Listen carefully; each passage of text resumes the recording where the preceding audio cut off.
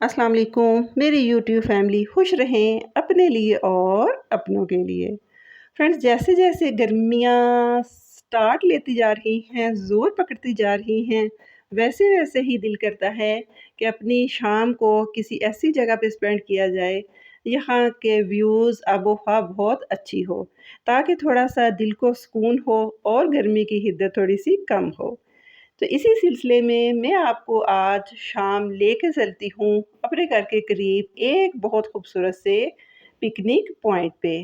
Actually ये एक residential area है, पार्क व्यू वैली है, तो इसमें उन्होंने एक छोटा-सा बड़ी हाइट पे पिकनिक स्पॉट बनाया हुआ है, जिसे यकीन करें देख के दिल खुश हो जाता है।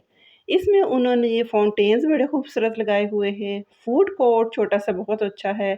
सबसे अच्छी बात ये है ऊपर हाइट पे, तो हाइट पे अक्सर हवा का टेम्परेचर ज़रा ज़्यादा फ्रेगनेंट महसूस होता है।